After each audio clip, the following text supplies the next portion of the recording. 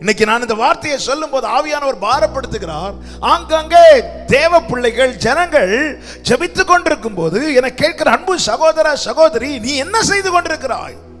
துணிகரமா இன்னும் பாவத்தை செய்து கொண்டிருக்கிறாயா? ஆமென். நீ பாவம் செய்து ஜெபிக்கிறவங்களை பார்த்து பரியாசம் பண்ணுகிறாயா? என்ன பரியாசம்? இவ்வளவு அழுதும் ஏன் நிறுத்தப்படல? இவ்வளவு ஜெபிக்கிறாங்களே, இவ்வளவு அழுறாங்களே, ஏன் இன்னும் மாற்றம் வரல? நீ துணிகரமான பாவத்தை செய்து ஜெபிக்கிறவர்களை அழுகிறவர்களை பார்த்து பரியாசம் பண்ணி கொண்டிருக்கிறாயா?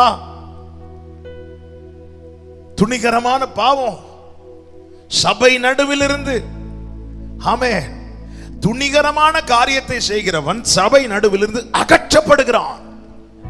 இது பழைய ஏற்பாடுல மாத்திரமல்ல, 12 பேர் பாருங்க. எவ்வளவு யூதாச நினைச்சு நான் பரிதாபப்பட்டது அதிகம், பயந்ததும் அதிகம்.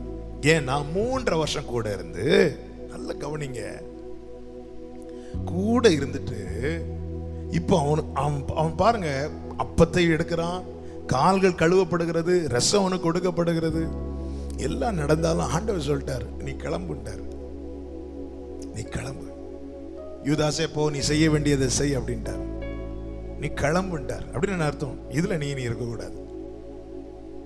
அவன் போனதுக்கு அப்புறம் கர்த்தர் பேச ஆரம்பிக்கிறார்.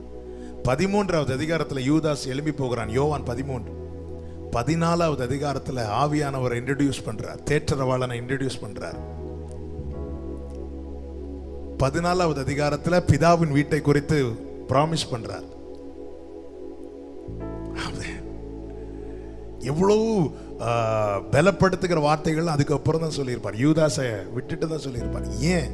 அவன் பர்பஸா துணிகரமாய் அந்நியரோட ஐக்கியம் கொண்டான்.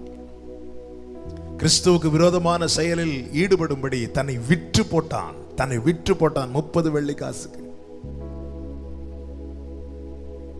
கர்த்தருக்கு மகிமை உண்டாவதாக.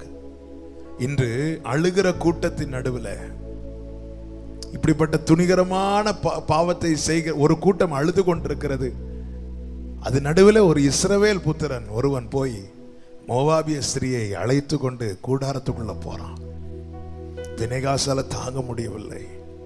என கேட்டுக்கொண்டிருக்கிற அன்பு சகோதரா சகோதரி, தேவனுக்கு பிரியமில்லாத காரியங்களை அகற்ற வேண்டிய வேளை வந்துவிட்டது.